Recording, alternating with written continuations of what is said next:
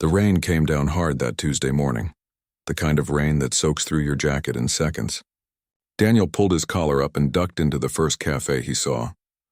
He'd walked past this place 100 times but never thought to go in. Today he didn't have a choice. 6 months. That's how long it had been since he lost his job. 6 months of sending out resumes, sitting through awkward interviews and watching his bank account shrink lower and lower. He'd stopped counting the rejection emails after the first 50. The cafe was small and warm, with only a handful of tables scattered around.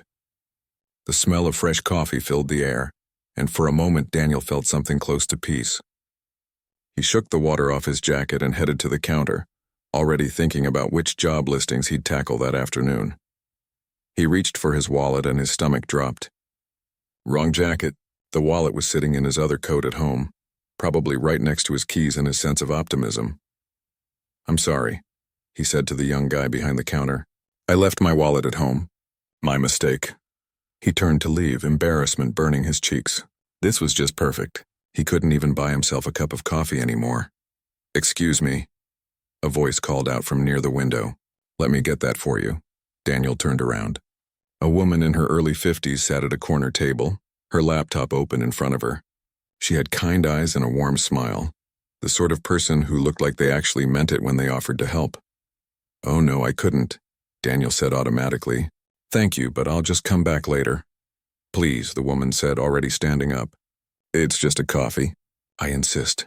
There was something genuine in her voice that made it impossible to refuse. Daniel nodded, feeling grateful and mortified in equal measure.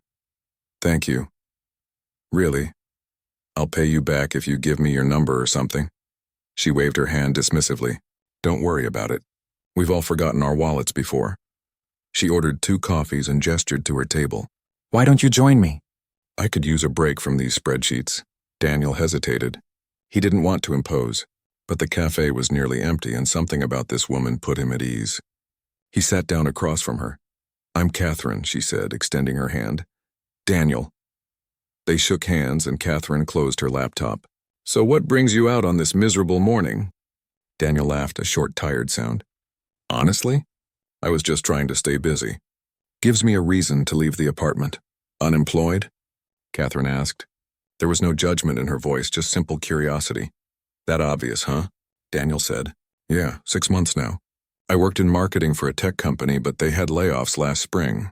I've been looking ever since." Catherine nodded slowly. "That's tough. Really tough. What kind of marketing did you do?" And just like that, they were talking. Really talking. Not the surface-level small talk you make with strangers, but actual conversation. Daniel found himself opening up about his old job, about how much he'd loved the creative side of brand strategy, about how he'd always believed that good marketing was about telling honest stories that connected with real people. Catherine asked questions that showed she was actually listening. She wanted to know about specific campaigns he'd worked on, what he thought was changing in the industry, where he saw opportunities that other people were missing. "You know what frustrates me most?" Daniel said, surprised at how comfortable he felt. "I keep applying to these companies and I know I could help them. I can see exactly what they're doing wrong with their messaging, but I can't even get past the automated screening. My resume goes into some black hole and I never hear anything back." "Which companies?" Catherine asked. Daniel rattled off a few names. "There's this one tech company, Apex Technologies. I've applied there 3 times now. They're doing amazing work, but their brand message is all over the place. I could fix that. But I can't even get a phone interview." Something flickered across Catherine's face, but it was gone before Daniel could read it. "Tell me more about what you do differently," she said, leaning forward. For the next 20 minutes, Daniel talked about brand strategy, about customer psychology, about the mistakes he saw companies making over and over. He talked about authenticity and connection, about how people could smell fake marketing from a mile away. Catherine listened to every word. She challenged some of his ideas, agreed with others, and shared a few insights of her own that made Daniel think she knew more about business than she was letting on. The rain had stopped by the time Daniel looked at his watch. They'd been talking for almost an hour. "I should let you get back to work," Daniel said, starting to stand. "Thank you for the coffee. And for listening. I haven't had a conversation like that in a while." Catherine smiled and reached into her bag. She pulled out a business card and slid it across the table.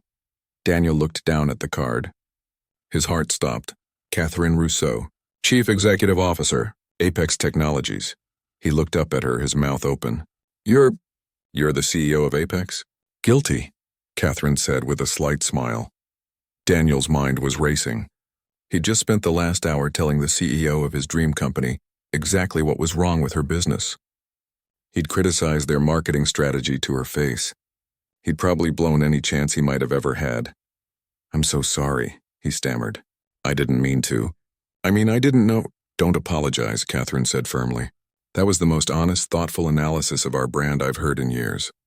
Most people tell me what they think I want to hear. You told me what you actually think. She tapped the business card.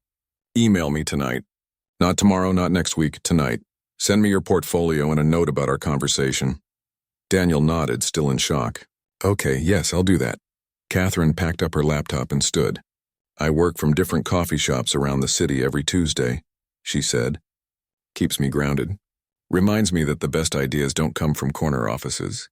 She paused at the door. Daniel, I get hundreds of applications every month. Perfect resumes, glowing recommendations, all of it. But I can't tell from a piece of paper whether someone actually cares about the work. Today I could tell, then she was gone, leaving Daniel sitting alone at the table, staring at the business card in his hand.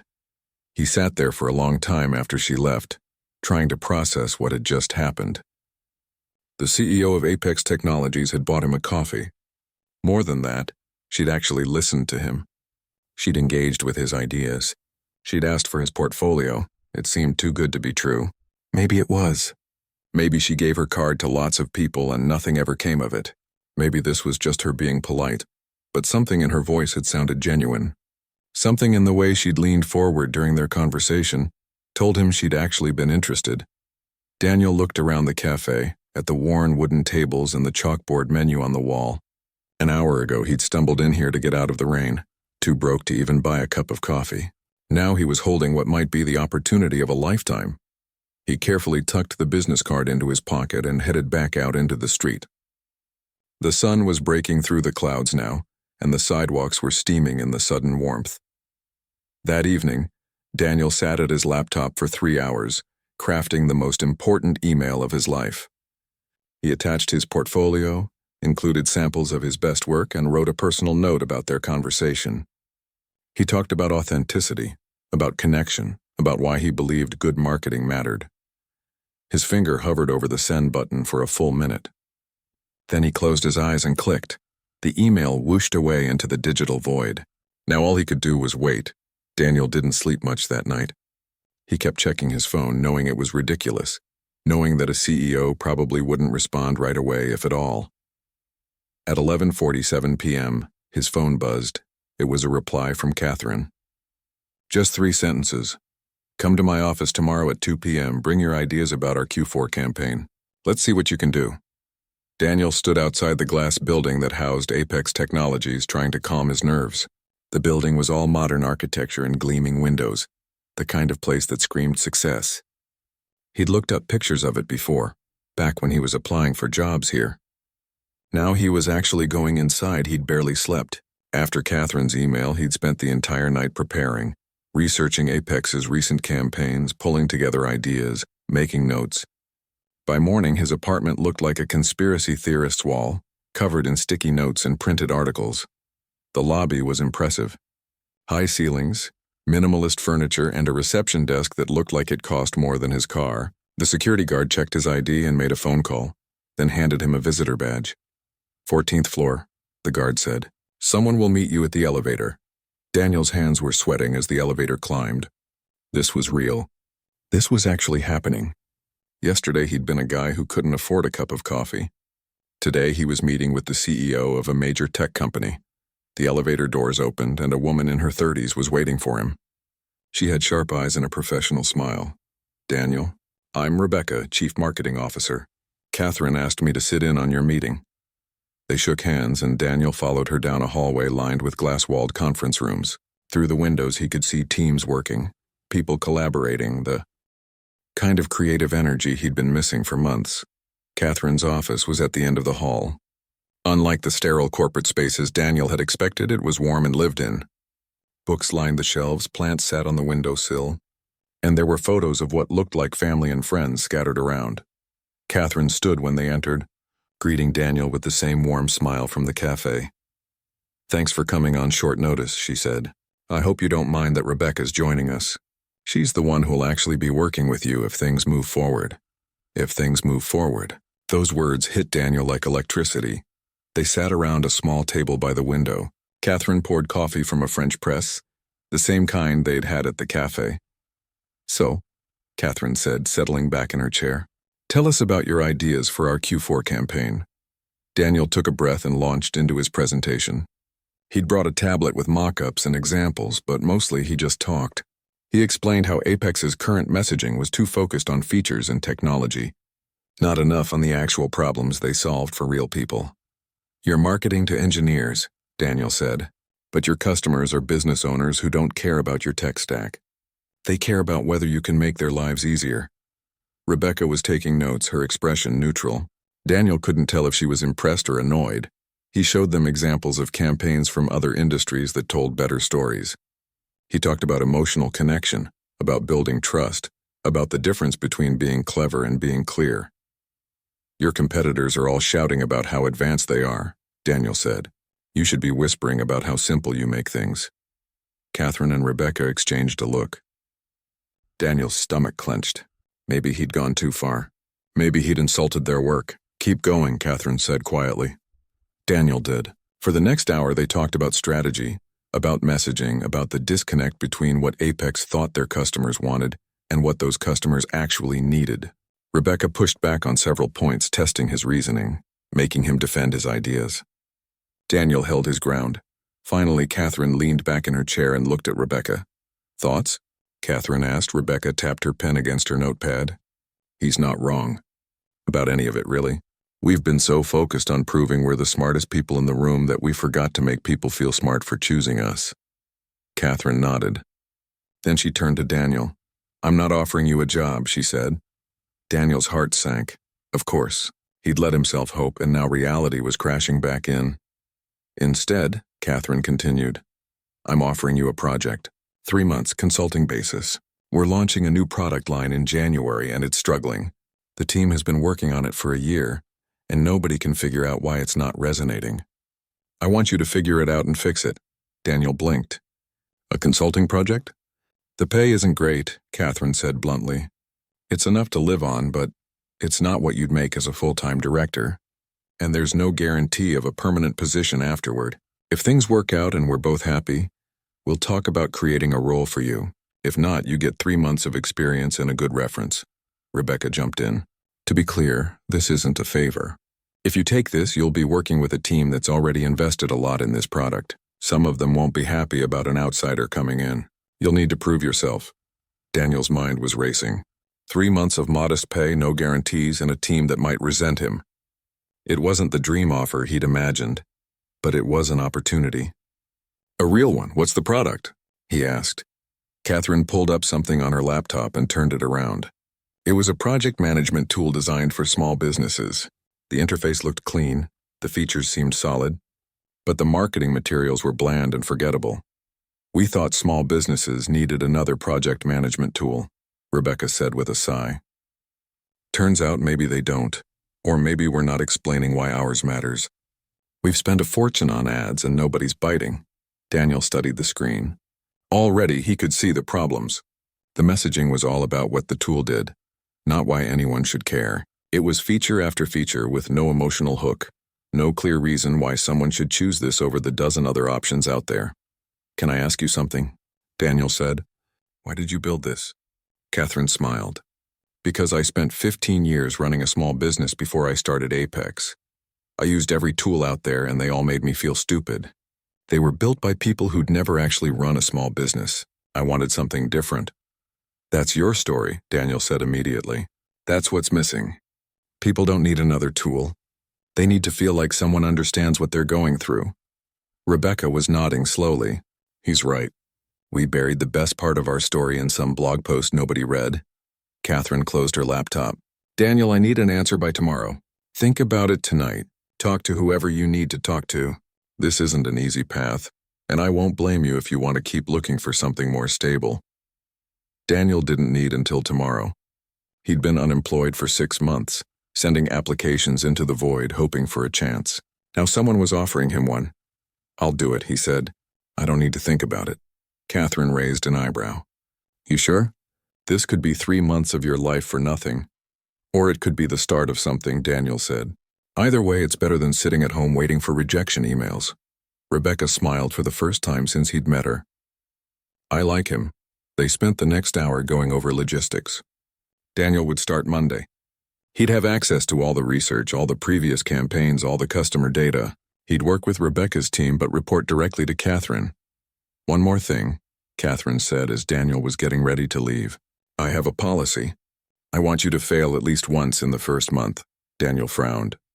"You want me to fail?" "I want you to try something bold enough that it might not work," Catherine explained.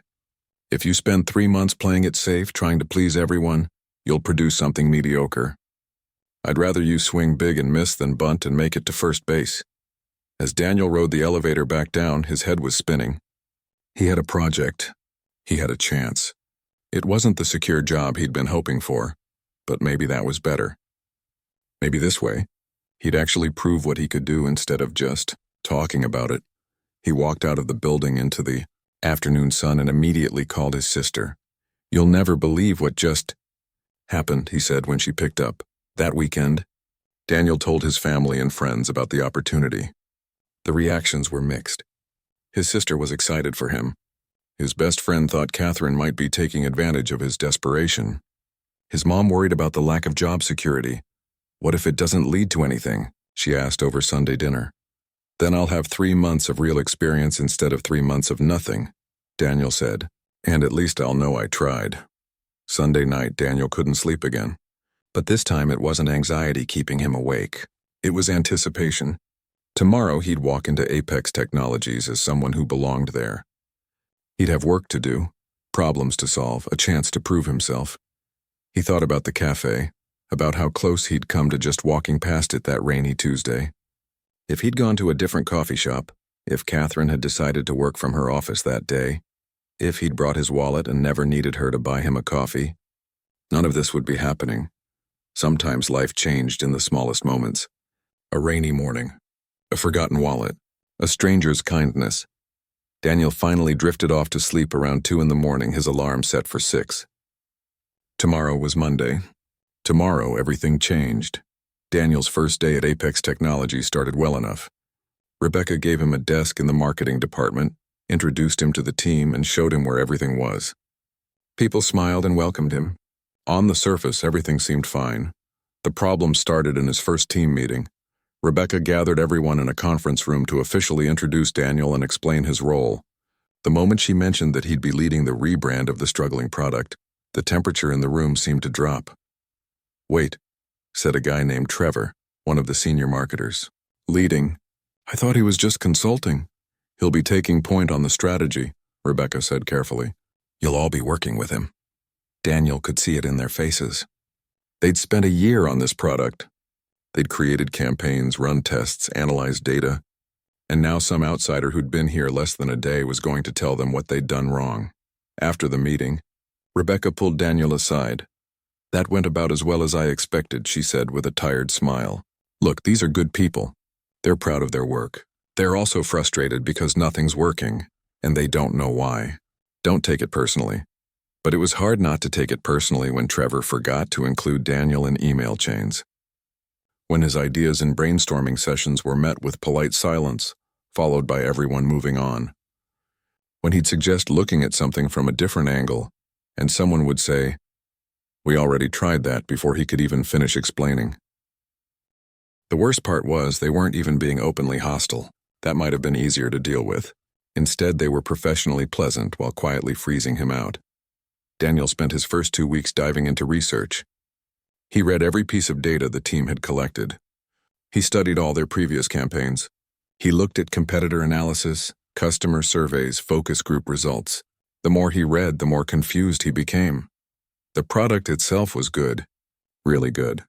The marketing materials looked professional. The ad campaigns hit all the right notes. On paper, everything should have worked. So why wasn't anyone buying it? Daniel started staying late at the office long after everyone else had gone home. He'd spread out all the research on his desk, staring at it like if he looked long enough, the answer would appear. 3 weeks in, Catherine stopped by his desk one evening. It was past 7 and the office was empty except for them. "Still here?" she asked. Daniel rubbed his eyes. "I'm missing something." "I know I am. Everything looks right, but nothing's working." Catherine sat down in the chair next to his desk. "What does the data tell you?" "That's the problem. The data tells me we should be crushing it. Our ad click-through rates are decent. People are visiting the website. They're even starting free trials. They're just not converting to paid users. Why not?" "I don't know yet," Daniel admitted. "The surveys say people like it. The interface is clean. The features are solid. But something's not connecting." Catherine was quiet for a moment. Then she said, "You know what I did when I couldn't figure out why my first business was failing? I stopped reading surveys and started talking to actual customers." Daniel looked up. "The team did focus groups." "Focus groups are artificial," Catherine said. "Put 8 people in a room with free pizza and a two-way mirror, and they'll tell you what they think you want to hear. Go talk to real people in their real environment. See how they actually use tools like this." The next morning, Daniel pitched the idea in the team meeting. He wanted to spend a week visiting small businesses, watching them work, understanding their actual needs. Trevor practically rolled his eyes. "We already have user research. This seems like a waste of time." "Maybe," Daniel said, "but I'd rather waste a week now than waste another 3 months on campaigns that don't work." Rebecca backed him up. "Do it. Take the week." Daniel spent the following week visiting small businesses around the city. Coffee shops, bookstores, design studios, consulting firms. He'd explained that he was researching how small businesses manage their projects, and most people were happy to talk. What he discovered changed everything. The surveys and focus groups had asked people what features they wanted in a project management tool. People had answered with long lists of capabilities and functions, but when Daniel watched them actually work, he saw something completely different. Nobody wanted more features. They were drowning in features. Every tool they used was packed with capabilities they'd never touch. What they wanted was simpler. They wanted something that wouldn't make them feel overwhelmed. They wanted to spend less time managing their project management tools and more time actually doing their work. One woman who ran a small marketing agency put it perfectly. "I don't need another tool that does everything. I need a tool that does the 3 things I actually need and gets out of my way." Daniel filled notebook after notebook with observations. He took photos of how people organized their workspaces. He noted which tools they used and which ones sat forgotten on their computers. He started to see patterns. When he got back to the office, he was exhausted but energized. He finally understood what was wrong. The team meeting that afternoon was tense from the start. Daniel had asked everyone to block out 2 hours. Trevor had made a comment about "should be interesting" that sounded anything but positive. Daniel pulled up his presentation. Instead of starting with data or strategy, he showed photos from his week. "This is Janet," he said, showing a picture of a woman at a cluttered desk.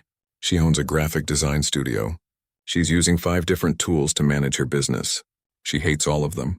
When I asked her why she doesn't switch, she said she's too tired to learn something new. He clicked to the next slide. "This is Tom. He runs a consulting firm. He started a free trial of our tool last month. I asked him why he didn't convert to a paid account. He said, and I quote, 'It looked great, but I couldn't figure out how to make it do what I needed without watching a bunch of tutorials. I don't have time for that.'" Daniel went through a dozen more examples. Real people, real frustrations, real reasons why they weren't buying. "Our surveys asked people what features they wanted," Daniel said. "We gave them exactly what they asked for, but we missed what they actually needed." He pulled up their current marketing materials. Clean layouts, professional photos, feature after feature highlighted. "We're marketing this tool by showing everything it can do," Daniel said. "But that's exactly what's scaring people away. They look at this and think, that's too complicated. I don't have time to learn another complicated thing." The room was quiet. People were actually listening now. "We need to completely flip our approach," Daniel continued. "Stop marketing features. Start marketing simplicity. Our message should be, this is the project management tool that doesn't need a manual. It does three things really well, and that's all you need. Trevor was the first to speak. So you want us to hide features? Features we spent months building. I want us to be honest about what people actually want, Daniel said. We can keep all the features, but let's lead with simplicity, not complexity. Rebecca was nodding slowly. Show us what that looks like. Daniel pulled up mock-ups he'd worked on over the weekend. New website copy that was simple and direct. Add concepts that showed busy people getting things done without stress. A tagline, project management that doesn't manage you. This is a complete repositioning, Rebecca said. New messaging, new creative, new everything. I know, Daniel said, but I don't think tweaking what we have is going to work. We need to start over. The room erupted in discussion. Some people loved it. Others thought it was too risky. Trevor argued that they'd spent too much time on the current approach to just abandon it. We've spent a year not working, Daniel said, trying to keep his voice calm. How much more time are we willing to waste? That night, Rebecca called him into her office. That was gutsy, she said, telling a room full of people that their year of work was missing the point. Daniel slumped in his chair. I probably could have been more diplomatic. Probably, Rebecca agreed. But you weren't wrong. I'm taking your proposal to Catherine tomorrow. But Daniel, if we do this and it doesn't work, it's going to be on you. You understand that? He understood. He'd pitched a complete overhaul based on a week of conversations and his gut feeling about what was wrong. If he was wrong, his 3 months would be up with nothing to show for it. But he wasn't wrong. He couldn't be. For the first time since he'd started, he felt certain about something. I understand, Daniel said. The next day felt endless.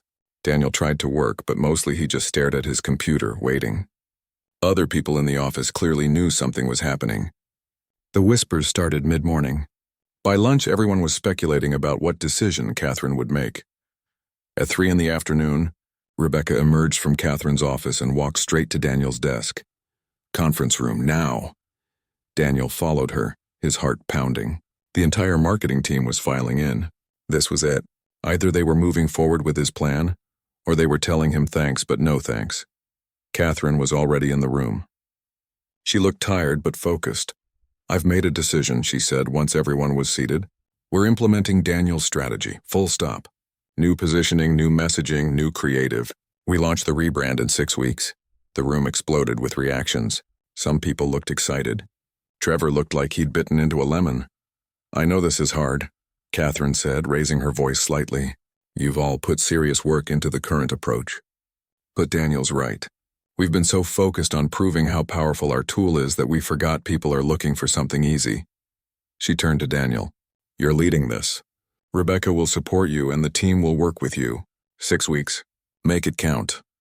After the meeting, Trevor cornered Daniel in the hallway. You better be right about this, he said. If this fails, everyone's going to know it was your call. Daniel met his eyes. If it fails, I'll own it. But it's not going to fail. He walked away before Trevor could respond, hoping he looked more confident than he felt. That night, Daniel sat in his apartment and let the weight of it all settle on him. 6 weeks to completely rebrand a product, an entire team depending on him, some of whom still resented his presence. And if it didn't work, he'd be back where he started, except now with a high-profile failure on his record. But underneath the anxiety was something else. Excitement. Purpose. For the first time in months, he was working on something that mattered.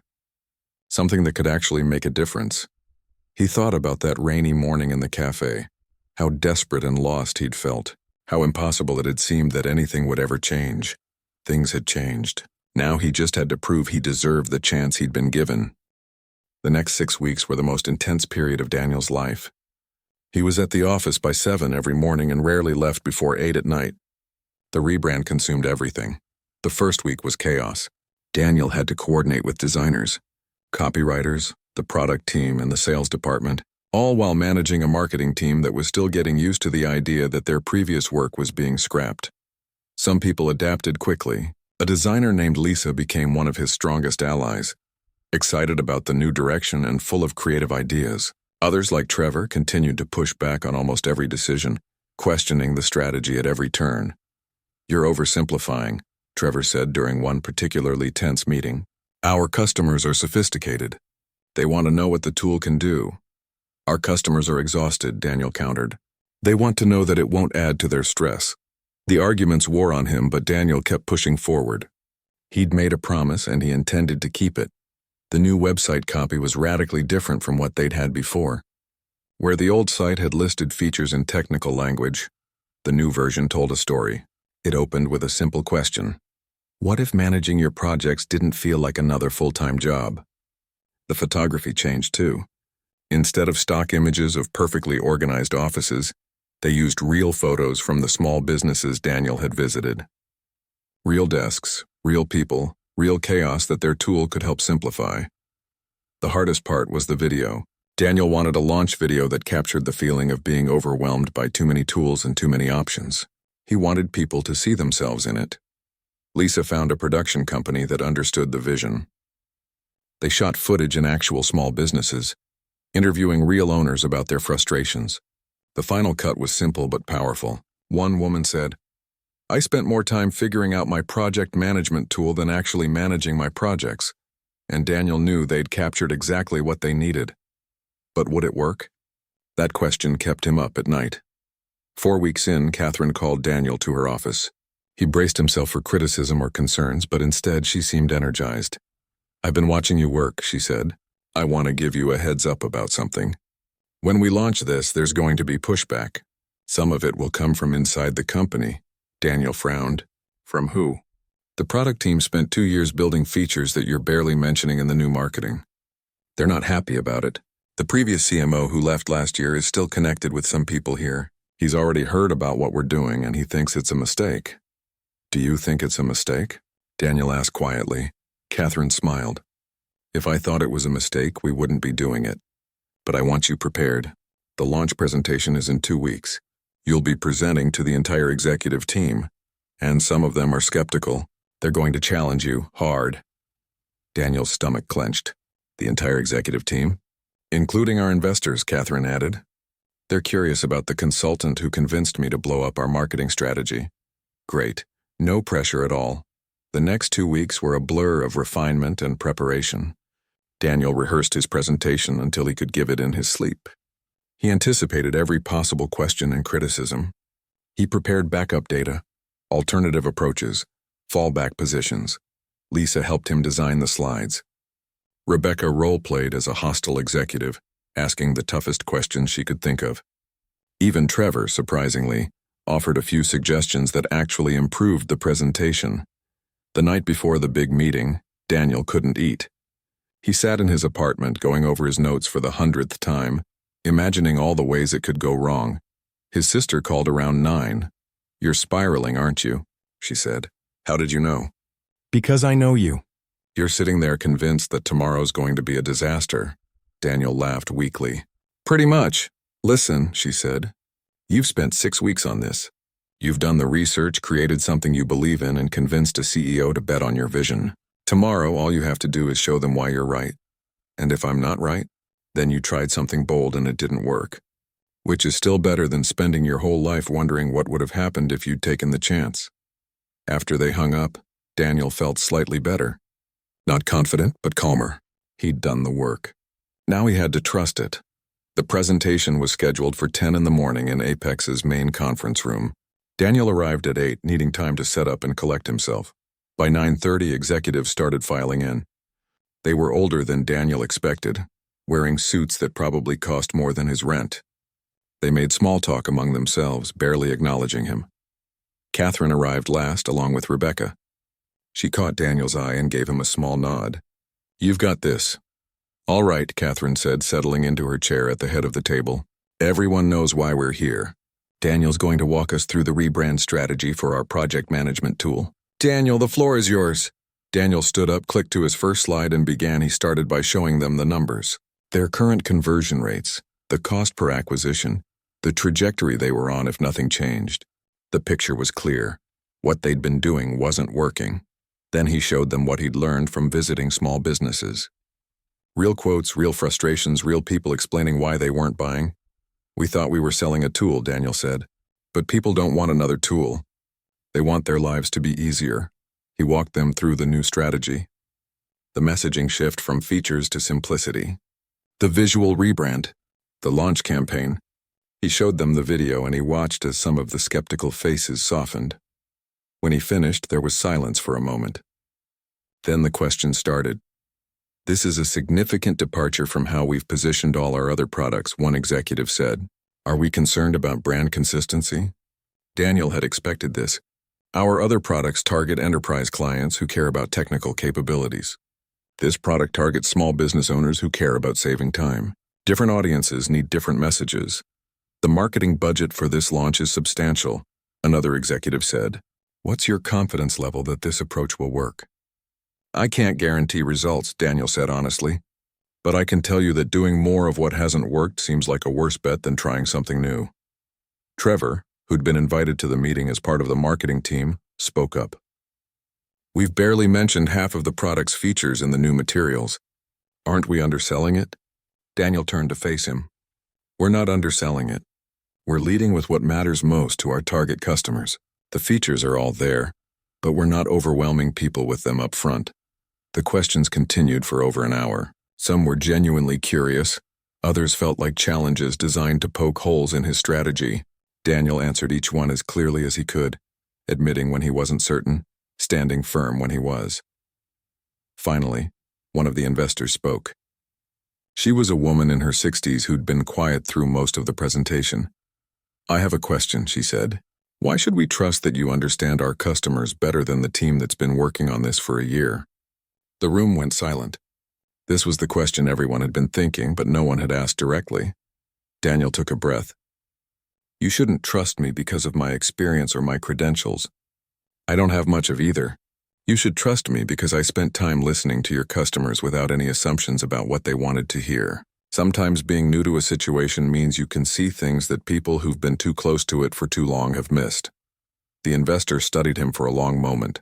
Then she nodded and sat back. Catherine glanced around the table. Any other questions? There were a few more, but they felt less aggressive, more genuinely curious. By the time the meeting ended, Daniel felt like he'd survived a trial by fire. We'll discuss this and get back to you, Catherine said neutrally. The executives filed out. Rebecca squeezed Daniel's shoulder as she passed. That was solid. Daniel gathered his materials with shaking hands. He had no idea how it had actually gone.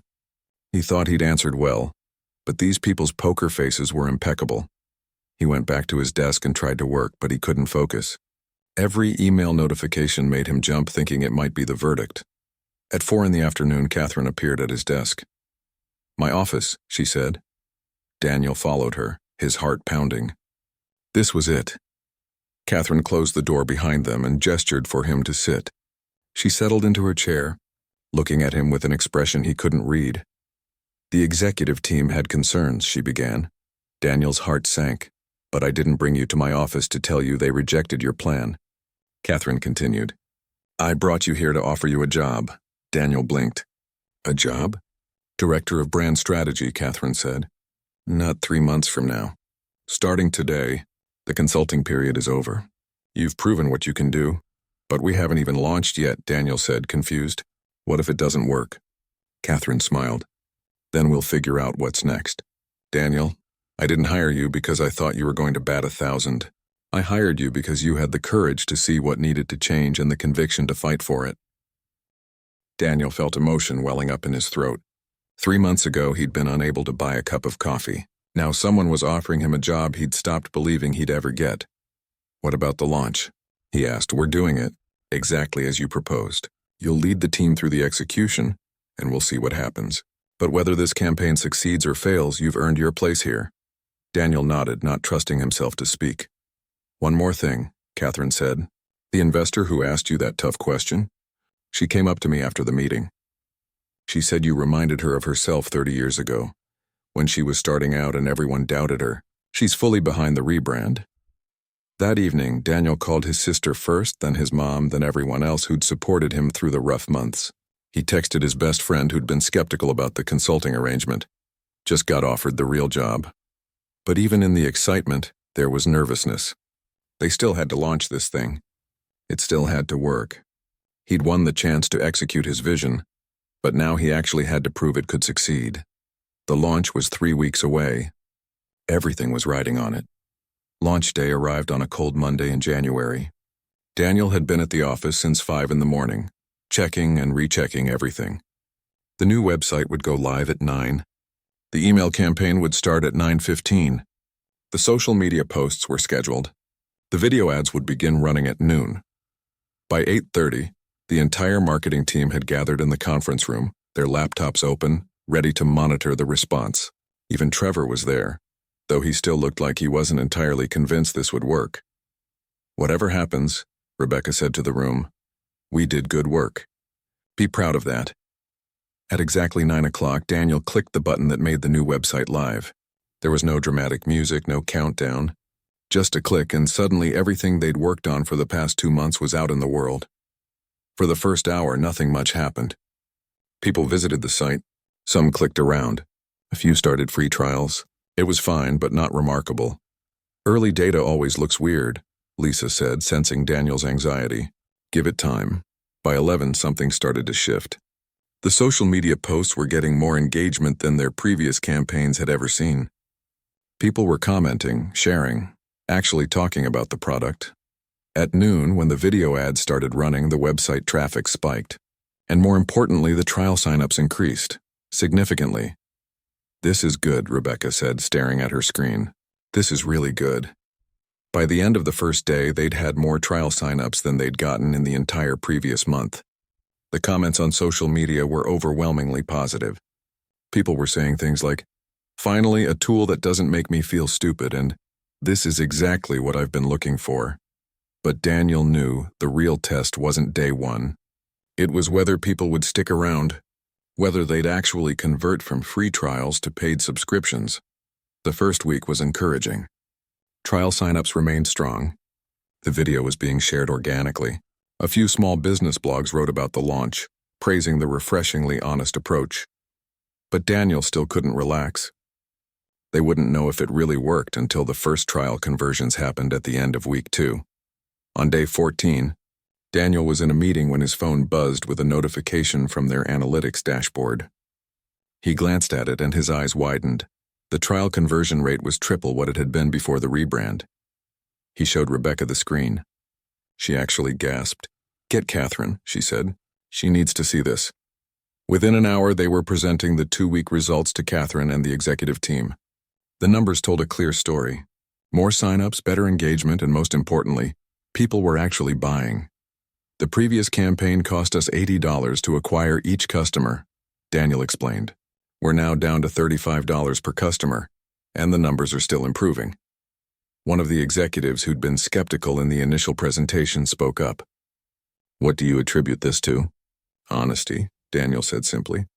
"We stopped trying to convince people we were the most feature-rich option and started being honest about what we actually are. A simple tool that solves their problems without creating new ones." The investor who'd questioned him before was smiling. "Sometimes the obvious answer is the right answer. We just have to be willing to see it." As the weeks went on, the product continued to gain traction. Sales kept climbing. Customer reviews were positive. Small business owners were recommending it to each other. The thing they'd worked so hard on was actually working. 3 months after the launch, Catherine called Daniel to her office again. "How would you feel about expanding your role?" she asked. "What do you mean?" "This rebrand worked because you understood something fundamental about connecting with customers. I want you to apply that thinking to all our products. Not just this one." Daniel was being promoted. Again. This time to VP of Brand and Customer Experience. "It's a bigger team. Bigger budget, bigger responsibility," Catherine said. "But I think you're ready for it." Daniel thought about where he'd been a year ago. Unemployed, desperate, unable to even buy coffee. Now he was being offered a vice president position at a company he'd once dreamed of just getting an interview with. "I'm ready," he said.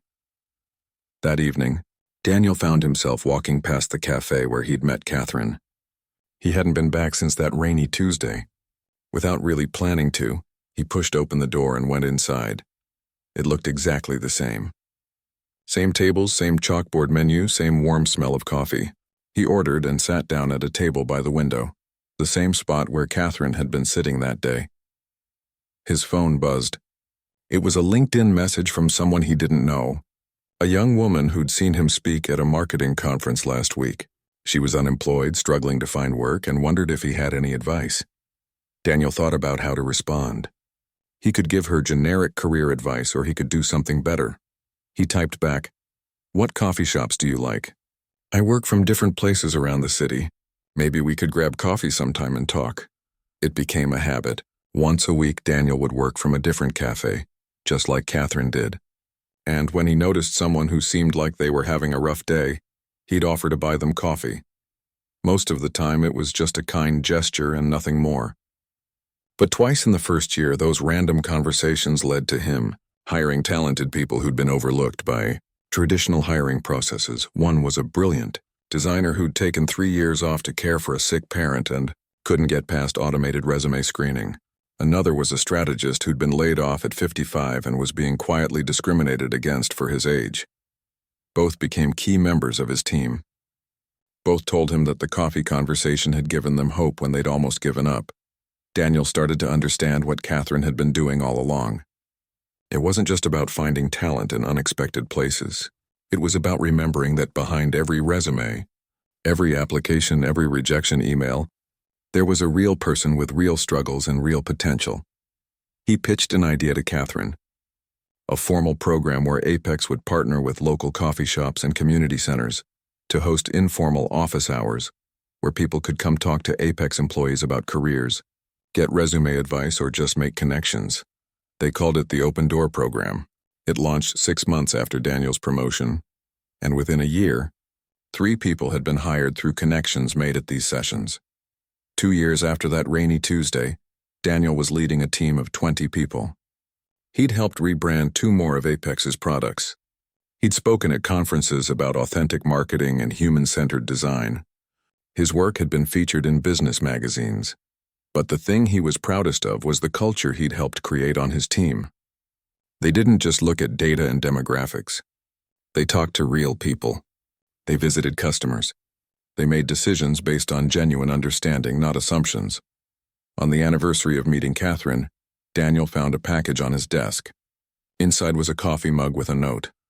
"2 years ago, you walked into a cafe and changed your life. But really, you changed mine too. You reminded me why I started this company. Thank you for that." Daniel kept that mug on his desk next to a framed business card. Catherine's card from that first day, now slightly worn and faded. Sometimes he'd look at it and remember how impossible everything had seemed, how desperate and lost he'd felt, how close he'd come to just walking past that cafe. That evening, Daniel went back to the same cafe one more time. It had become a ritual coming here on the anniversary. He ordered coffee and sat by the window, watching people hurry past in the rain, everyone focused on getting wherever they needed to go. A young guy came in, shaking water off his jacket. He went to the counter, reached for his wallet, and then stopped. Daniel watched as embarrassment crossed the guy's face. "I'm sorry," the guy said to the barista. "I left my wallet at home." Daniel stood up before he could even think about it.